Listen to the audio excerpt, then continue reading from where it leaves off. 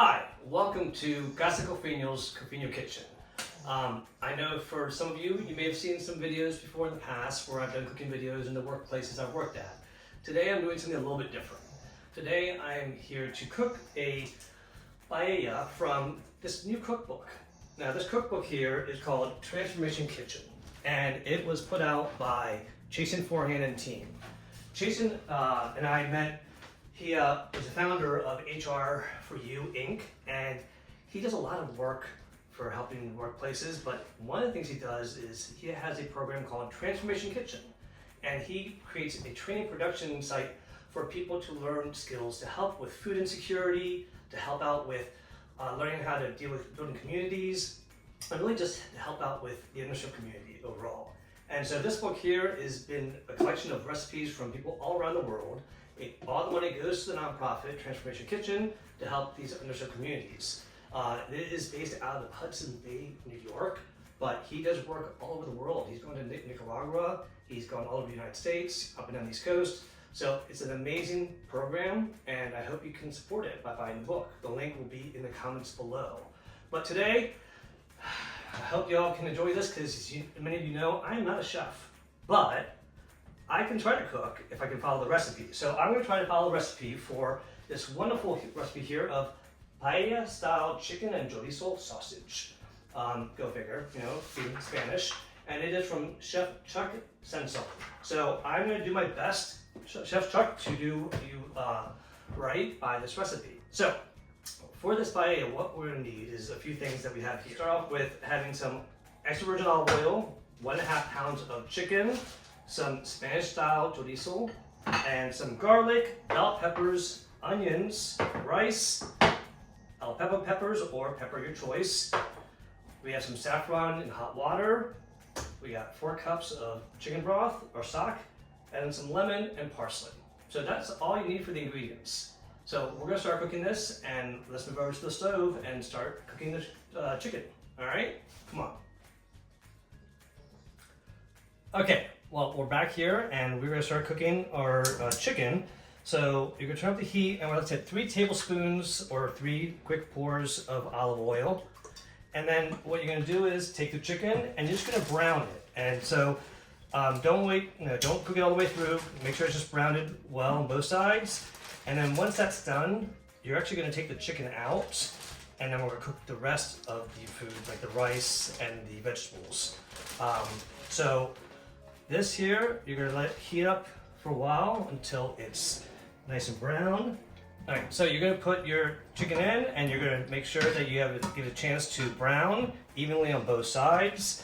And so after that's done, we'll go ahead and take the rest of the ingredients and we'll put them into this dish here, and we'll go from there. So we'll be back in a minute after the chicken's been browned. All right, while we're waiting for the chicken to brown, one of the things that I wanted to share, and as you can see, Copper's back there watching very closely on this, but one of the things that's great about cooking and what Jason's doing with his team, with Transformation Kitchen, it brings communities together, but also brings people together. One of the things I did when I was in the workplace is that I created a whole entire recipe book online on YouTube at my workplace, and we had different employees sharing recipes. What came out of that was employees were sharing about their culture, about their backgrounds, and it really gave a chance for people to learn from each other and learn about why they do things the way they do and how they cook the way they do, and it brought everyone a little bit closer together culturally. So it is a huge benefit to bring communities together, whether it's in the workplace or outside the workplace. All right, we're gonna give this a few more minutes to brown, and then we'll get started with the rest. We'll be right back.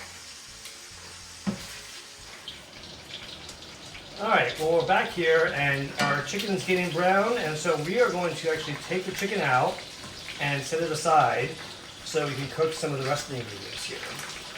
Now, if you are an untrained chef like me, your chicken skin may have stuck to the pan, but that's my problem, not yours. So we're going to take this over to the side and put this over here for a minute. Turn down the heat a little bit. And then, with what we have left in here, we are going to go ahead and add some of the Spanish chorizo. All right, I'm gonna put that all in there. And we're gonna add some onions, some bell peppers, and some garlic. All right, and you want to stir this up until it softens. Okay, wait until the onions get a little bit softer, a little yellow, and then we're going to add some of the rest of the ingredients. Now, one of the great things about this cookbook is it has recipes that are simple and short and sweet, ones that are a little more complicated, and it really gives you a chance to try different dishes. Whether you are a seasoned chef or not, it really gives you a chance to learn how to make different dishes from all over the world by some really talented chefs. That's one of the reasons why I'm not in the cookbook. So if you want to try it out, check out Transformation Kitchen. Again, here's the book. The link will be in the comments for you to go ahead and purchase. All the money goes to the nonprofit to help with their training facility that they have created, as well as they do a lot of stuff with fast, I think I'm putting it right, fast casual lunches. And that's another thing that they do there to really help the community become stronger and deal with things like food insecurity. All right, we're gonna let this soften up a little bit longer here. And then what we're gonna add to this here is we're gonna add the rice, paprika, the peppers, the chicken stock, and the saffron with hot water. And we're gonna mix all that together and we're gonna let it sit for a while. So this is starting to soften up here a little bit. The Spanish chorizo is my favorite. That's one of the best flavors of any sausage in my opinion. Let me know in the comments what is your favorite type of sausage. But as far as this here, you definitely want to have a paella pan. I have a small one here, a medium-sized one here. We have a really large one, but it was too large I think for this dish here.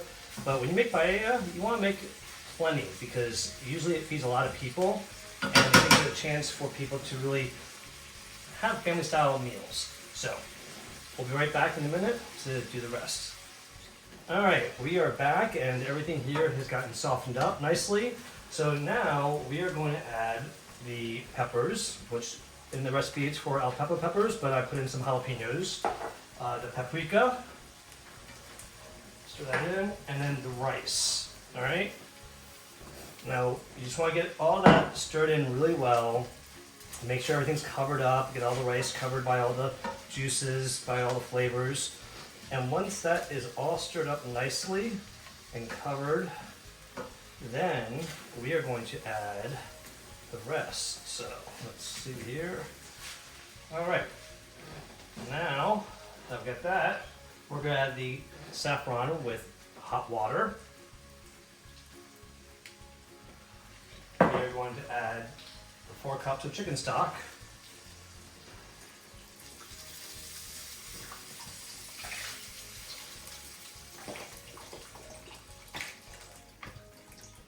All right, and then we're gonna bring this to a boil here. All right, we wanna get it nice and hot, stir it up. We wanna make sure all the flavors get a chance to mix in and stir it together. So, all right, so now we're gonna bring this to a boil. But before we do that, we are gonna put the chicken back in and nestle it right on top. I'll let it sit in there.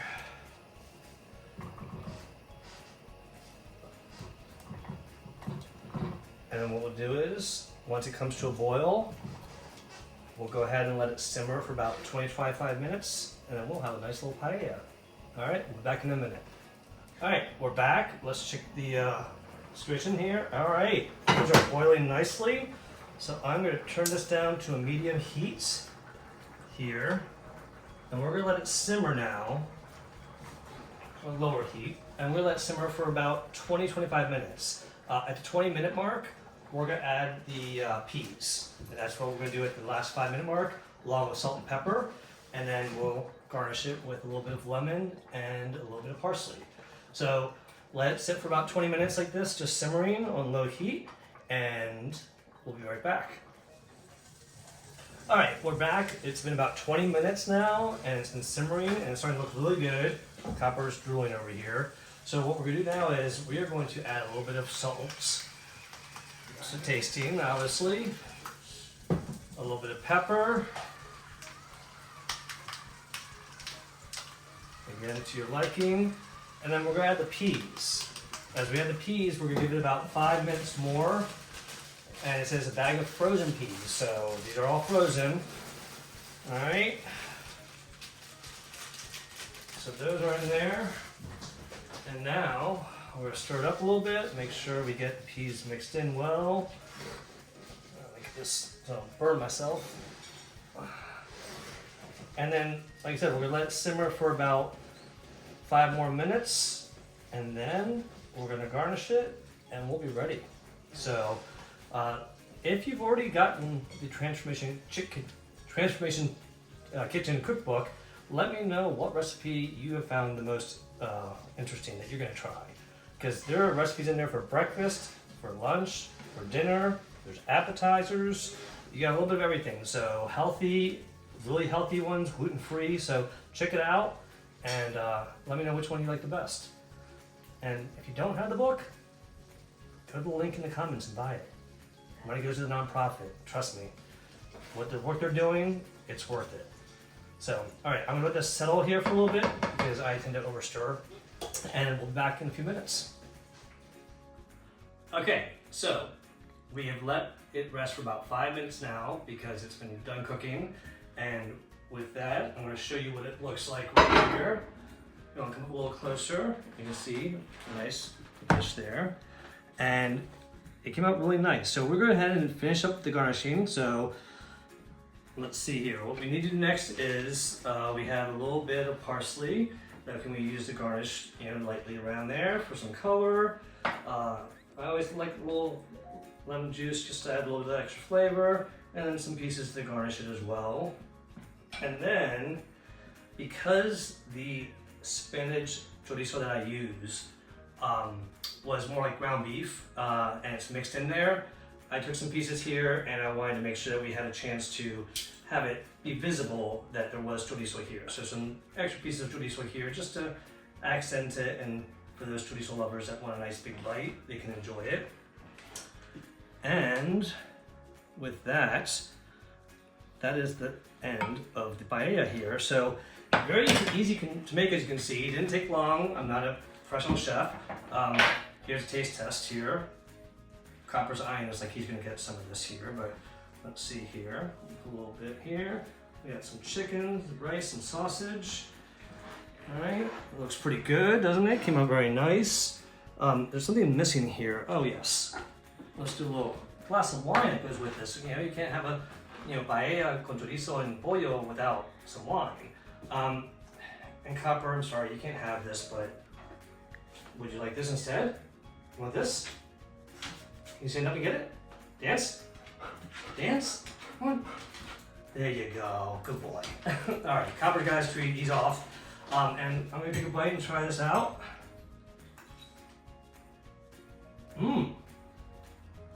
Actually, better than I expected. From my cooking, not from the recipe. And the chicken is actually nice and moist. All right. So, thank you very much to Transformation Kitchen and this wonderful cookbook, Recipes for Life by Jason Forehand and team.